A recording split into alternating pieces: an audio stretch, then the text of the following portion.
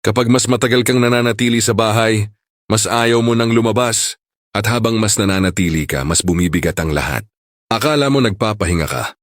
Pero ang totoo, unti-unti mong inuubos ang sarili mo. Bumabagalan ang isip mo, lumalakas ang mga iniisip mo, at dahan-dahan mong nawawala ng gana sa kahit ano. Ang tawag dito sa psychology ay mental rumination. Yung paikot-ikot ang utak mo, nakatulala sa nakaraan, kinakabahan sa future, at pagod na pagod sa present. Kahit maikling paglakad, parang ang hirap gawin. Kahit sikat ng araw, parang trabaho na. Pero hindi dahil tamad ka, pagod ka lang talaga mentally. At habang mas tumatagal ka sa ganong loop, mas mahirap itong putulin. Pero ito ang totoo, hindi mo kailangang gumaan ang pakiramdam mo bago ka lumabas. Kailangan mong lumabas para gumaan ang pakiramdam mo. Lumabas ka, umupo sa araw, pakinggan ang hangin, damihin na gumagalaw ulit ang mundo. Dahil habang mas tumatagal kang nagtatago, mas bumibigat ang lahat.